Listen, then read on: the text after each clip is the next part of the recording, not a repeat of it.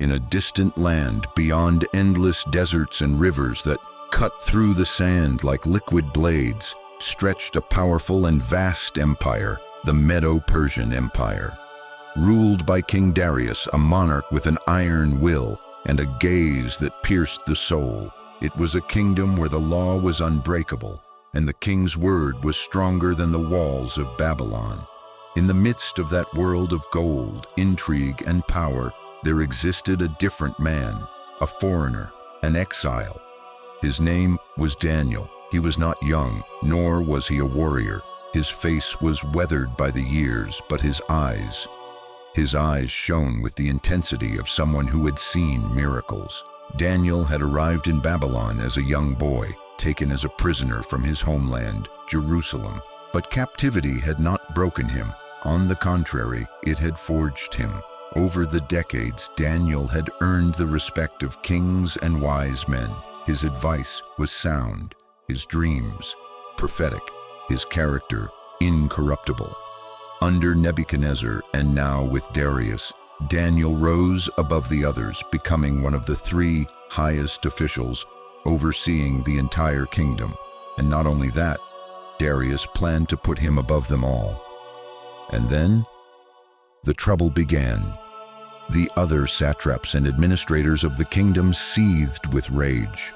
How could this man, this foreigner, this Jew have so much power? His uprightness was his shield, and that's why they couldn't accuse him of corruption, nor find a single stain on his record. So they reasoned, if they couldn't bring him down by human means, they would do it through his faith. They met in secret, amid shadows and whispers, and hatched a plan as clever as it was wicked. They knew that Daniel prayed every day 3 times a day, with his face turned toward Jerusalem. He was constant, faithful, devout. He never failed. Then they went to King Darius with a decree. "O king, live forever," they said with false adoration.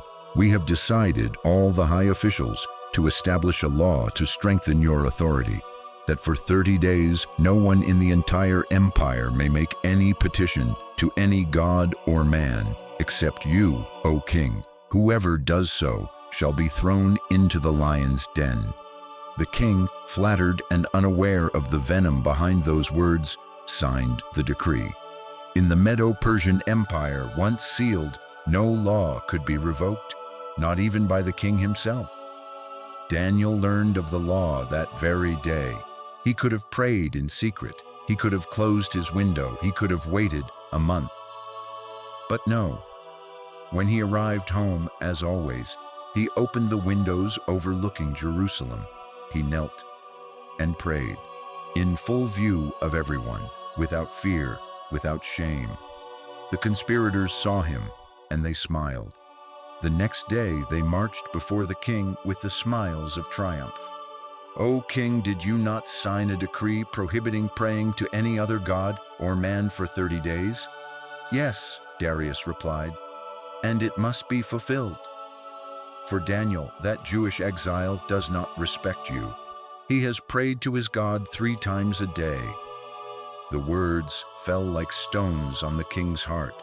He felt betrayed, not by Daniel, but by those who had manipulated him. He spent the rest of the day looking for a way out, but the law could not be changed. At dusk, his soul broken, Darius gave the order. Daniel was arrested. The guards led him to the pit. It was a deep, dark pit, echoing with the roars of the beasts. Inside, wild, hungry lions were ready to tear apart any man who fell in. King Darius approached Daniel before he was thrown in, and with a trembling voice he said, "Your God, whom you serve continually, he will deliver you." Daniel didn't answer, but his eyes spoke volumes. There was no fear in them, only faith.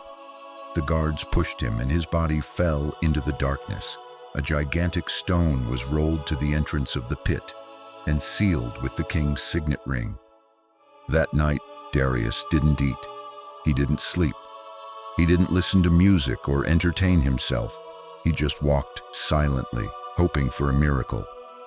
When the first ray of sunlight appeared, Darius ran toward the pit. "Daniel, servant of the living God, has your God been able to save you from the lions?" There was silence, and then a voice, serene as dawn. "O King, live forever. My God sent his angel and shut the lions' mouths. They did not harm me, for I was found innocent before him, and I have done nothing wrong against you." Darius fell to his knees. Daniel was alive, unharmed, not a scratch. The lions, those monsters of claws and fangs, did not touch him. The conspirators were not so lucky. They were thrown into the same pit, and before they even touched the ground, the lions pounced on them. The judgment was immediate. Their fate was fatal. Darius, moved and transformed, wrote a proclamation that swept across the empire. "Let everyone fear and reverence the God of Daniel, for he is the living God and endures forever. His kingdom will not be destroyed, and his dominion will have no end. He saves and delivers, performs signs and wonders in heaven and on earth. He has saved Daniel from the power of the lions." And Daniel prospered, not only under Darius, but also under the reign of Cyrus. His legacy transcended kingdoms, generations, and even centuries. Daniel did not overcome the lions with strength. He did not defeat them with strategy. He did not escape or fight. Daniel won because he trusted, because when a man kneels before God, he can stand before any beast.